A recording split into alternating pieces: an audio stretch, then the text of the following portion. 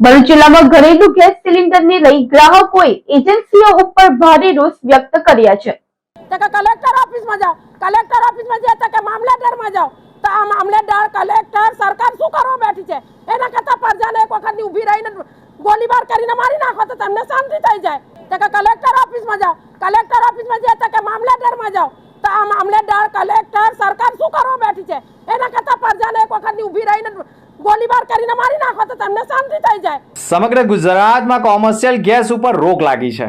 ઘરેલુ ગેસ સિલિન્ડરની પણ ધીરે ધીરે અછતો વર્તાઈ રહી હોય તેમ ઘણી ઔદ્યોગિક નગરીની કંપનીઓમાં પણ ખાણીપીણીની કેન્ટીનો ચલાવવામાં આવે છે અને કોમર્શિયલ ગેસ સિલિન્ડર સપ્લાય ઉપર રોક લાગતા જ ઘણી હોટલો અને કેન્ટીનોને અસર થઈ છે, જેના કારણે કંપનીમાં નોકરી કરતા કર્મચારીઓને પણ ઘરેથી ટિફિન લઈ જવાની નોબત આવી ગઈ હોય તેવા સંજોગોમાં ભરૂચ જિલ્લામાં પણ ચાની લારીઓ અને દુકાનો ઉપર ઘરેલુ ગેસ ઊંચા ભાવે આપવામાં આવતા હોય અને સાચા અર્થમાં ઘરેલુ ગેસ ગ્રાહકોને ન મળતા છેલ્લા 2 દિવસથી ભરૂચ જિલ્લામાં ચાલતી ગેસ એજન્સીઓ ઉપર ઓનલાઈન ગેસ સિલિન્ડર બુકિંગનો નંબર બંધ થતાં જ ગ્રાહકો ગેસ સિલિન્ડર બુકિંગ કરાવવા માટે દોટ મૂકતા અને સર્વર ડાઉન છે, બુકિંગ નહીં થાય, ગેસ સિલિન્ડર ક્યારે મળશે તે અંગે કોઈ પણ યોગ્ય જવાબ ન મળતા અને ગેસ સિલિન્ડર વિના રાંધીશું કેવી રીતે તેવા ગ્રાહકોએ સવાલ પૂછતા એજન્સી તરફથી ગ્રાહકોને કહેવામાં આવે છે કે જાઓ કલેક્ટર કચેરી અને મામલતદાર કચેરીએ તેમ કહી ઘરેલુ ગેસ સિલિન્ડર ગ્રાહકોને નહીં પહોંચે તો ઘરેલુ ગ્રાહકો શું ઘરે લાકડાથી ચૂલો ચલવીને રસોઈ કરશે? ભાઈ બોટલ નંઢા ઓનલાઈન ચાલતી નથી ને ઓનલાઈન બુકિંગ થતી નથી ને રમજાનનો મુબારક મહિનો ચાલે તો અમે કઈ દોડીએ ના શું સમસ્યા છે? દુકાન તરફથી એજન્સી તરફથી શું જવાબ? એજન્સીમાં હું આવેલી છું, એજન્સી વાળા એવું કહે છે કે તમે ટ્રાયલ ચાલુ રાખો, તમારો મેસેજ આવશે તો તમને બોટલ મળશે। હવે અત્યારે અમને રોજો છે, અમે રોજામાં દોડવું કઈ અમારે? તે એજન્સી વાળા અમને જવાબ આપતા નથી। શું માનો છો, બુકિંગ થઈ ગયું છે તમારું? કાલે 2:45 રિંગ ગઈ હતી, કોઈ મેસેજ આવ્યો નથી, એટલે રોજો રાખીને ફરી મારે ઓફિસમાં આવવું પડ્યું।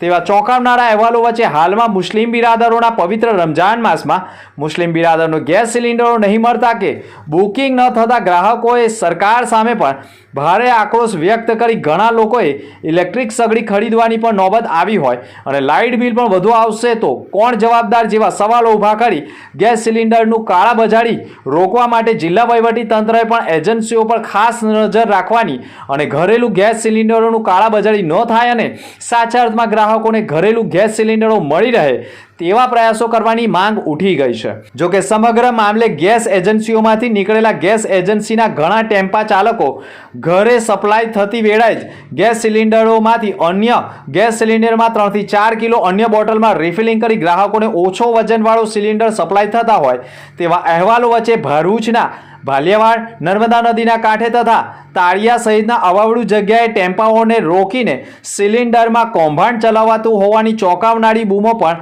ઉઠી રહી છે। ગ્રાહકને ગેસ સિલિન્ડર વજન કર્યા વિના જ મૂકીને ભાગી જતા હોય જેનું ઘણા મીડિયા કર્મીઓએ સ્ટિંગ ઓપરેશન પણ કર્યું છે અને તપાસમાં ગ્રાહકને ગેસ સિલિન્ડર સપ્લાયમાં ભાડું ઓછું અપાતું હોવાના કારણે ટેમ્પા ચાલકો આવા કૌભાંડને અંજામ આપતા હોવાની માહિતી પણ સાંપડી રહી છે। દિવસ અમે નોંધાવે છે બોટલ તો સર્વર ડાઉન બતાવે છે મોબાઈલ પર, પછી એના ઉપર મોબાઈલ પર હેઠ શું લેવા આપો છો કે 30 દિવસે તઈ જઈને નોંધાવો, આધાર કાર્ડ લઈને જાઓ, તો પછી અમે કઈ અહીંયા ઓફિસર પર આવીએ તો કે કલેક્ટર ઓફિસમાં જાઓ, કલેક્ટર ઓફિસમાં જાય તો કે મામલેદારમાં જાઓ, તો આ મામલેદાર કલેક્ટર સરકાર શું કરવા બેઠી છે? એના કરતા પ્રજાને એક વખતની ઊભી રહીને ગોળીબાર કરીને મારી નાખો તો તમને શાંતિ થઈ જાય, બાટલા આપવા બી નહીં પડે। અત્યારે રમજાન માસ ચાલે છે, અમારે શેરી કરવા માટે બોટલ નથી, લાકડા નથી, કેરોસીન નથી, તો પછી રાંધીએ ના આપવા, ઇલેક્ટ્રિક ચૂલો અળગાવે તો લાઇટ બિલ કોણ ભરશે? એટલું બધું લાઇટ બિલ તમે મફત આપવાના છે, લાઇટ બિલ ના લીધે લાઇટ બિલ બી કેટલું આવે છે? બુકિંગ પણ નથી કરતા તો ગેસનો બોટલ લાવો કઈથી? અમે રાંધવું કઈથી? અમારે શું માનો છો? આ રમજાન માસ છે, અમે કેટલી તકલીફમાં છે તે કઈથી લાવીને કરવાનું? અમારે લાકડા લાવીએ કઈથી? ગેસનો બોટલ કઈથી લાવીએ? કેરોસીન કઈથી લાવીએ? ક્યાંથી લાવીને બધું પૂરું કરીએ? એક ફેમિલી હોય તો ચાલે, 2-3 ફેમિલી હોય તે શું કરે? ખાસ વાત કરે ગેસ વિનંતી છે કે તમે આ રૂલ્સ બંધ કરો।